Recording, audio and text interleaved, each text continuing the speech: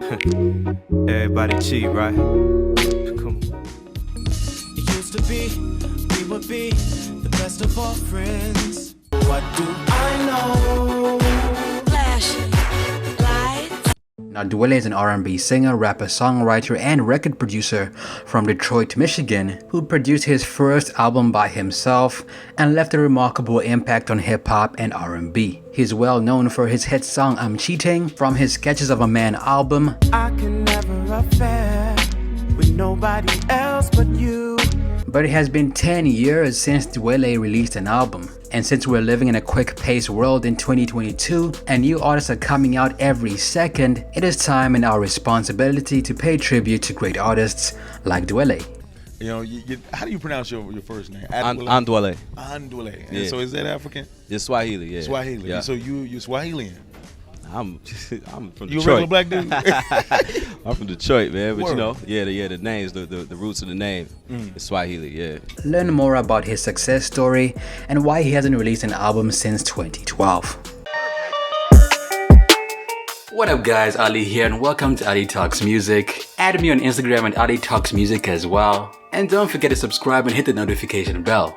Now let's get into the video. Dwele was born in the late 70s and was raised on the west side of Detroit in a musical family. The first instrument he played was the harmonica when he was 5 years old, and his parents were so impressed when they heard him play Mary Had a Little Lamb on it. His father, who was a practicing doctor, played the piano in church.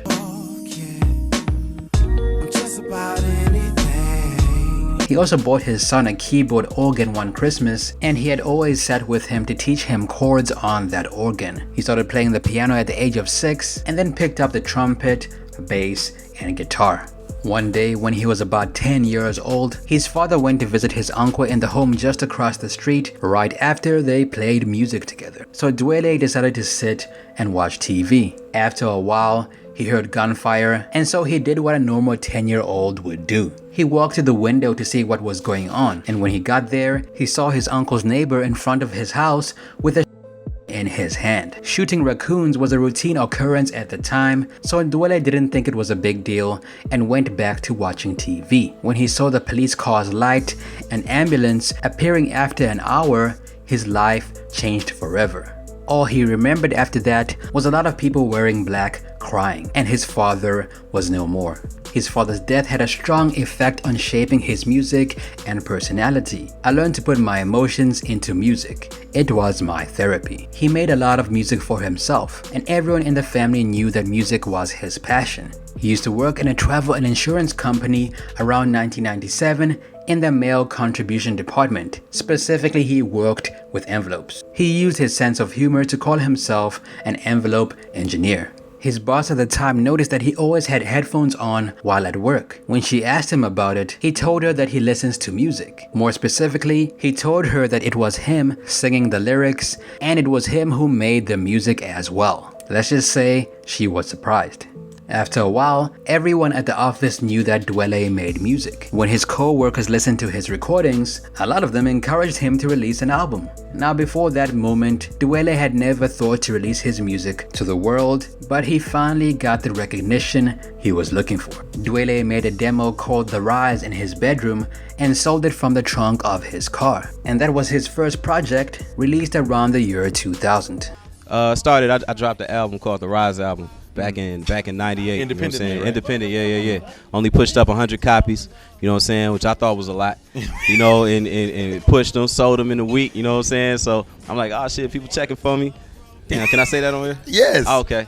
So I'm like, damn, people checking for me, you know what I'm saying. I took my little $800-900, went to the ghetto valet, you know what I'm saying, bought some bottles, got some dances.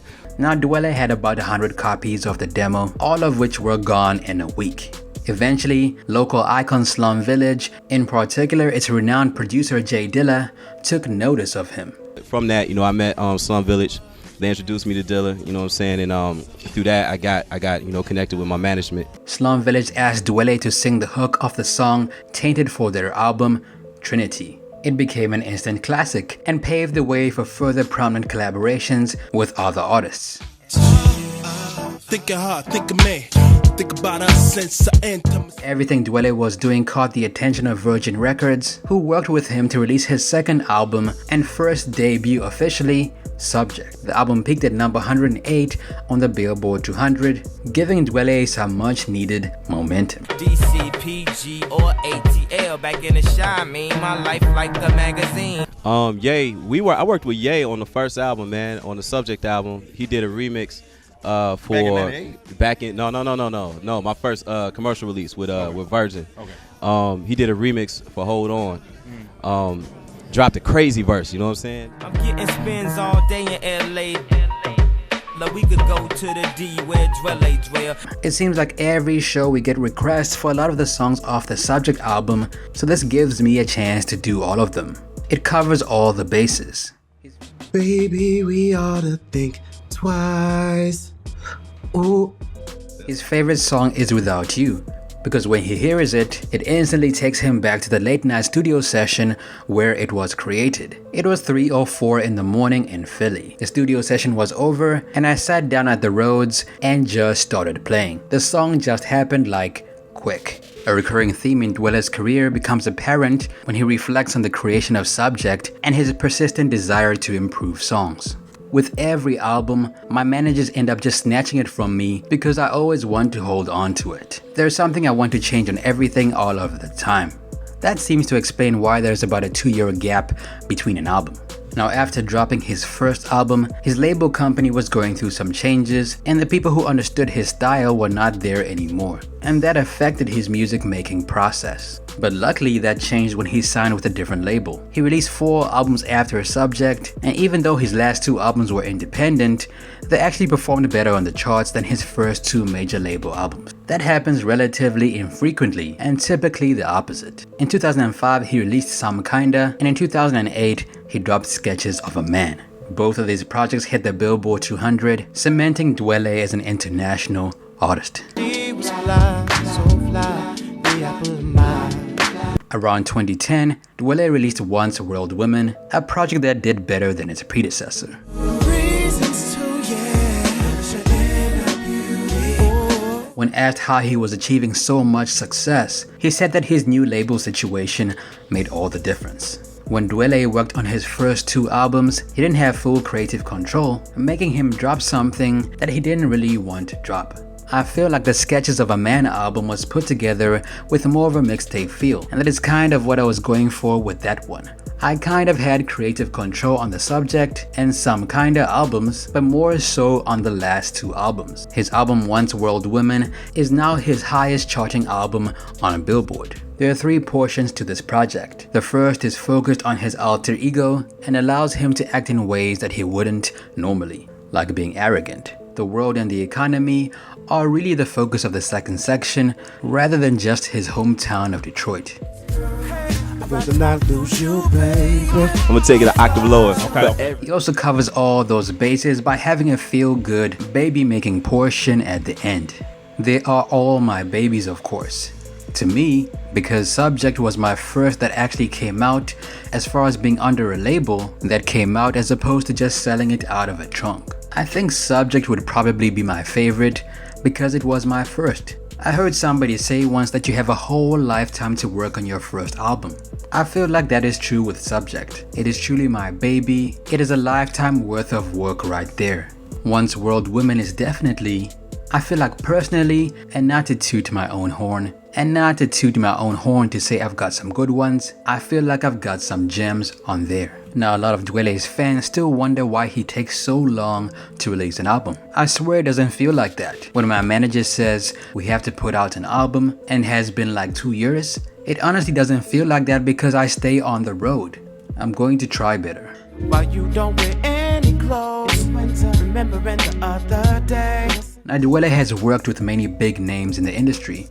Big Sean, Slum Village, Common, but it was his work on the Kanye West singles Flashing Lights and Power that sent his smooth voice to the top of the charts. Without Caesar. I know you love to show off.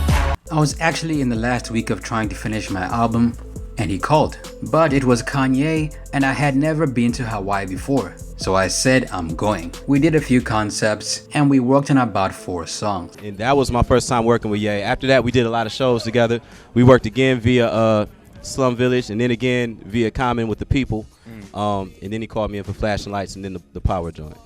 Now Dwele is still putting in work. He was on a song called Everything That Is Missing with Big Sean from Detroit 2, which came out around 2020. And in 2022, he appeared on Godsend with Phife Dawg from Forever.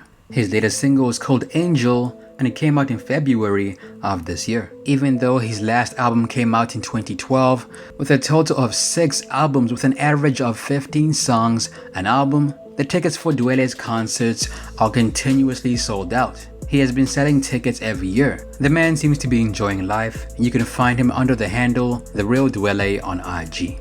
Dwele gets about 300,000 monthly listeners on Spotify, and his most popular songs on the platform are Find a Way, I Think I Love You, Truth, Open Your Eyes, and Angel.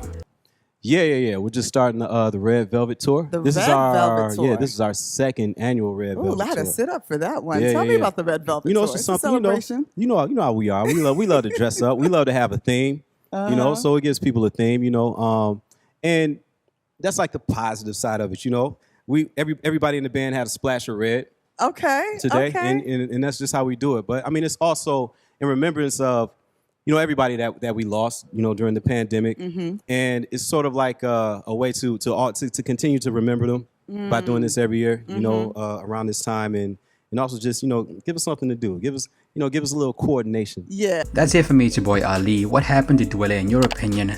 Let me know down below. Video requests, be sure to let me know down below as well. New What Happened To video dropping next week. Also add me on Instagram at Ali Talks Music. Till next time, peace.